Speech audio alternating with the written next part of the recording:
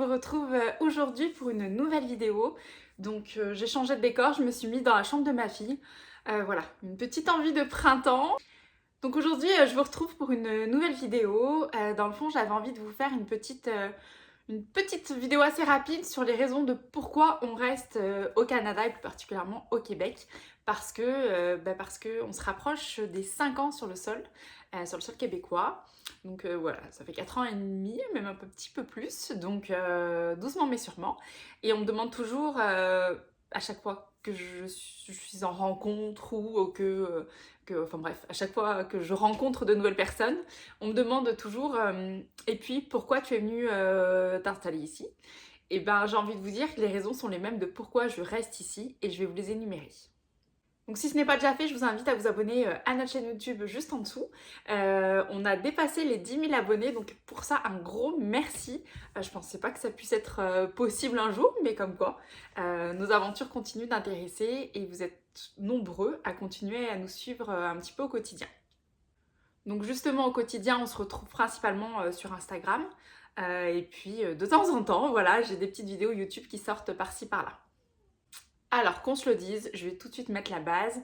Nous ne sommes pas dans un pays de bisounours. Tout n'est pas parfait, tout n'est pas rose. Il y a des difficultés, il y a des choses un peu plus négatives, il y a des choses qui nous plaisent moins. Il y a pas que du beau tout le temps. Mais aujourd'hui, je vais vous donner les raisons qui nous poussent à rester ici. Il faut se dire que les raisons sont plus importantes, elles sont plus nombreuses. Donc ça occulte les choses plus négatives. Attention, encore une fois, je parle de notre expérience et de notre ressenti à nous. J'ai parlé un peu avec Steve pour voir si on avait les mêmes idées, puis effectivement, on est sur la même longueur d'onde. Ce que je vais vous dire pour moi n'est peut-être pas valable pour quelqu'un d'autre, pour une autre famille. C'est très subjectif, ça dépend de nos attentes, ça dépend de notre mode de vie, ça dépend de nos professions, ça dépend d'énormément de choses en tout cas. Et donc, ce qui est valable pour moi ne l'est peut-être pas pour quelqu'un d'autre. Donc, si ça vous intéresse, un jour, je vous ferai les points un petit peu plus négatifs ou les choses qu'on apprécie moins ici. Mais aujourd'hui, je vais être très positive et je vais vous donner toutes les raisons qui font qu'on reste ici. Bon alors, globalement, ce qui nous fait rester ici, pour être très large, c'est la qualité de vie. La qualité de vie, c'était ce qu'on était venu chercher à l'époque avec nos 2 enfants. Bon, maintenant, on en a 3. Mais c'était notre but principal, notre source de motivation à venir au Canada, c'était se trouver une meilleure qualité de vie. C'est le cas. Et sur plein d'aspects, vous allez voir pourquoi notre qualité de vie est nettement améliorée ici. Bon, je suis désolée si des fois vous voyez mes yeux un peu sur le bas, j'ai mes petites pompes.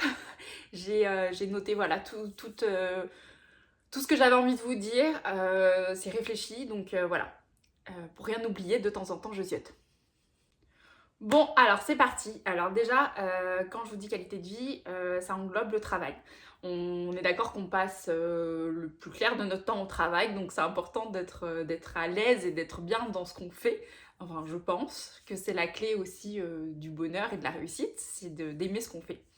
Donc le travail, ce que j'apprécie ici, c'est les possibilités d'évolution. Il y a des possibilités que je n'aurais pas en France, Steve également, parce qu'en France, on est très focus sur un diplôme, sur des exigences bien précises. Ici, il y a beaucoup plus d'ouverture d'esprit, c'est-à-dire qu'on se laisse beaucoup plus la chance. On parie plus sur toi, sur ton caractère, sur ta personnalité, plus que sur un diplôme, parce que globalement, hein, je parle de manière générale, mais globalement, on part du principe que les compétences, ça peut s'acquérir, les connaissances, ça peut s'acquérir. Par contre, une personnalité, un leadership, enfin, ce genre de choses, tu l'as ou tu l'as pas. Mais voilà, si on parie sur toi, et ben, ils vont se donner les moyens de te faire réussir par la suite. Donc qui dit possibilité d'évolution dit aussi salaire. Le salaire, c'est quand même quelque chose qui est nettement supérieur qu'en France, à titre équivalent, sur les 3 quarts des métiers, j'ai envie de dire. Il y a peut-être des métiers qui gagnent plus en France qu'ici. Là, comme ça, j'en ai pas. Mais globalement, si tu compares une infirmière en France aux mêmes conditions d'une infirmière ici, il gagnera plus. Je parle de ce que je connais. Pareil pour un cadre, pareil pour un gestionnaire. Puis ça se retrouve sur énormément de métiers. Effectivement, j'entends tout de suite, on est taxé plus. Bah oui, mais tu gagnes plus. Donc bon, je vous ai dit, je parle du côté positif. Au niveau de la conciliation, vie familiale, vie professionnelle, encore une fois, c'est une généralité, ça dépend de ton employeur, mais globalement ici, ils essayent vraiment d'accorder les deux pour pour que ça soit des employés heureux, tout simplement. Donc il y a une conscience professionnelle sur le fait que c'est important de prendre soin de sa famille. Et si tu as ton enfant malade, ici, c'est pas rare qu'on te dise rentre chez toi, va t'en occuper, ou amène-le au travail. En tout cas, on arrive à comprendre qu'on a des enfants et qu'on a une vie derrière. Je le connaissais pas en France en tout cas. Après, je vous parlerai du rythme. Ça va de pair avec le travail, mais le rythme de vie est quand même beaucoup plus cool. C'est-à-dire que la vie est moins stressante. On n'entend pas de bruit de klaxon.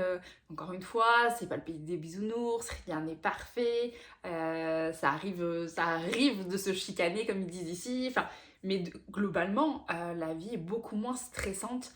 C'est-à-dire qu'en centre-ville, il n'y a pas cette pression de métro, boulot, dodo, vite, vite, vite, de tout faire vite en fait. Ici, je trouve que le rythme est beaucoup plus cool, c'est ça. On est plus zen. Puis ça, c'est l'idéal quoi. On est moins speed, donc on est moins énervé, donc on est moins sur les nerfs avec les enfants le soir. On est quand même plus serein. Ça va aussi avec tout ça, on retrouve beaucoup moins d'incivilité, un sentiment de sécurité qui est au maximum. En tant que femme, je parle de ce que je connais en tant que femme dans un centre-ville ici au Québec, je me sens pas insécure, je me sens pas jugée, je me sens pas regardée de travers, j'ai pas l'impression d'être un bout de viande. Il y a vraiment ce sentiment de laisser les gens vivre, laisser les gens tranquilles. T'as pas le sentiment de te sentir persécuté. Puis c'est ça, ici, personne ne regarde personne. Il y a d'ailleurs un look qui est magnifique ici. Mais c'est ça, on n'est pas du tout au top de la mode. Et puis, il n'y a pas de jugement sur l'aspect physique, il n'y a pas de jugement sur la façon de s'habiller. Voilà, c'est beaucoup plus cool, encore une fois.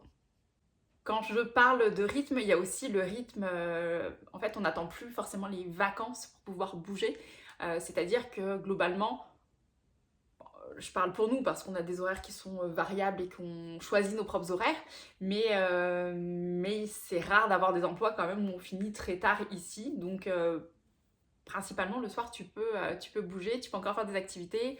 Les fins de semaine, tu sors facilement, tu peux bouger facilement, t'as pas besoin d'attendre les vacances. Donc certes, il y a moins de vacances.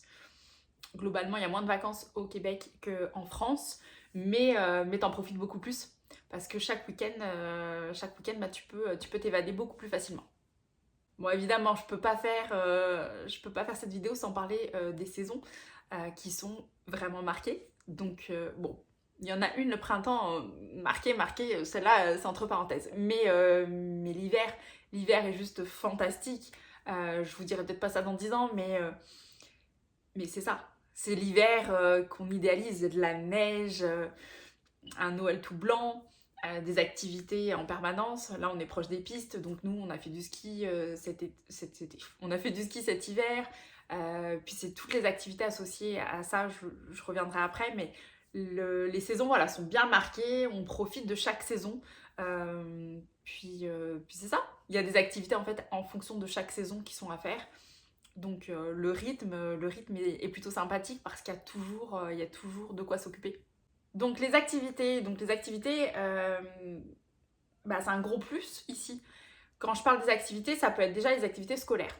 Je vois ma fille, elle a fait avec l'école, de façon totalement gratuite, elle a fait du patin tout l'hiver. Donc 2 jours par semaine, le mardi et le jeudi, elle allait faire son patin, elle me dit que c'était le lundi, avec l'école. Donc elle a appris à patiner super bien cette année. Des activités, il y en a en permanence. Mon fils a aussi fait du hockey.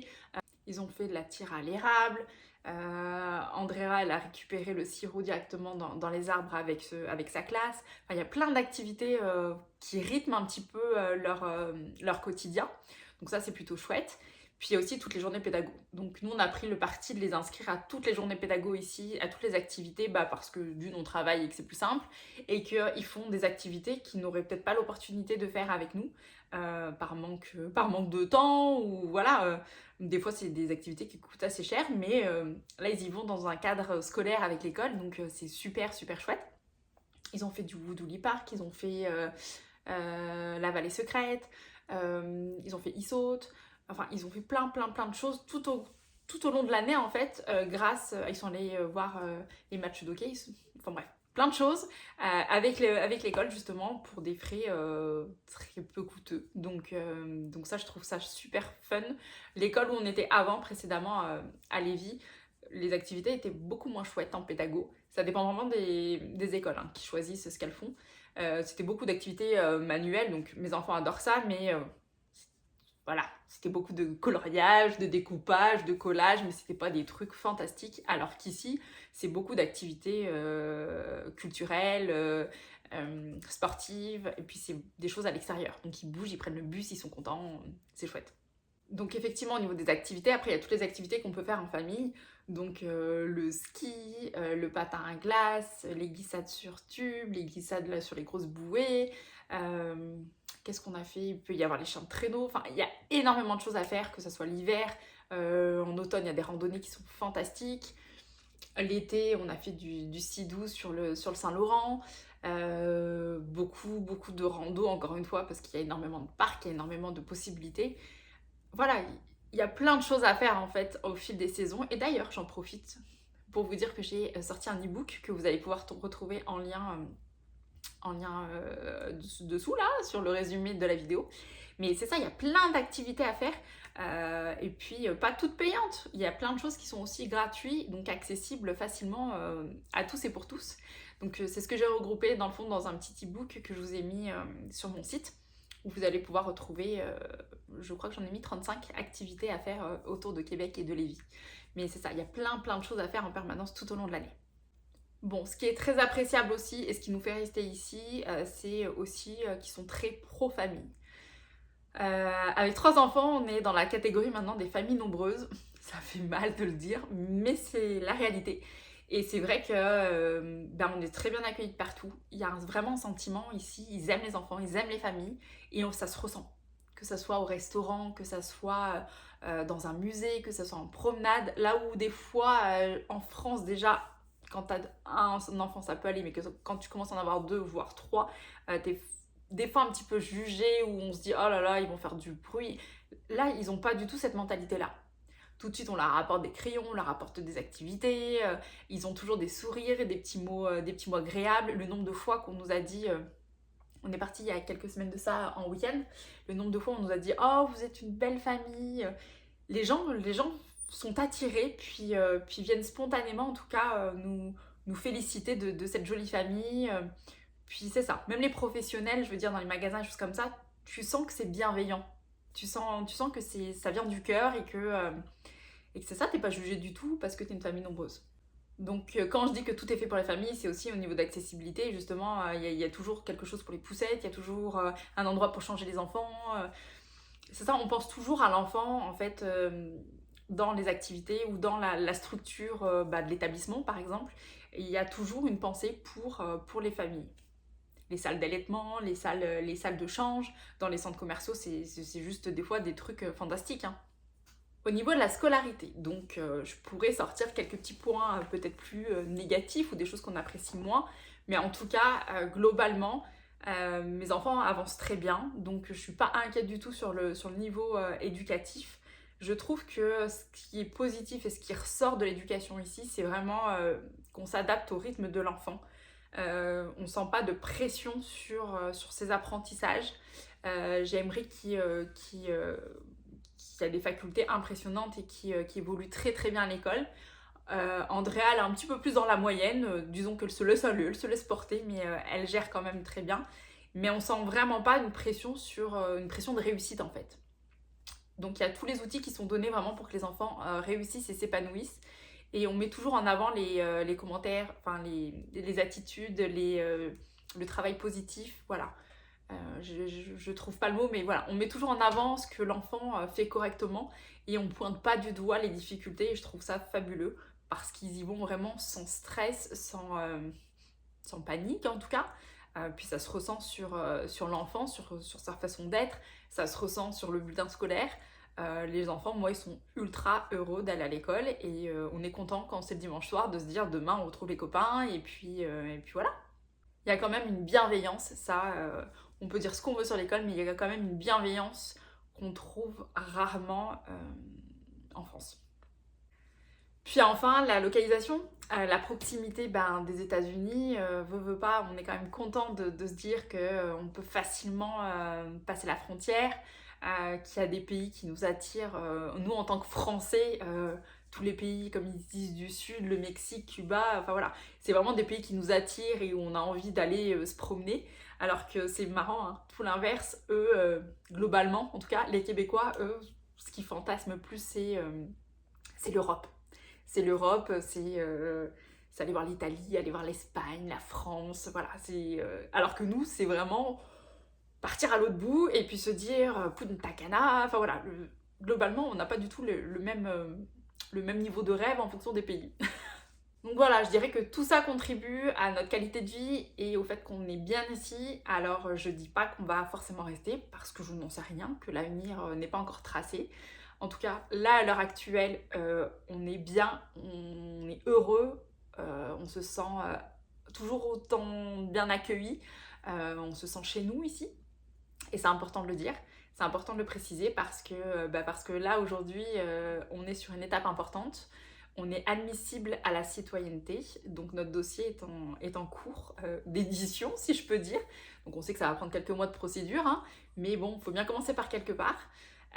Et c'est ça, on y est. On y est, donc on va pouvoir demander la citoyenneté et donc avoir la double citoyenneté comme notre petit dernier, donc Adrien, qui est le seul chanceux de la famille à avoir les deux pour l'instant. Mais c'est ça, on est très heureux de pouvoir la demander.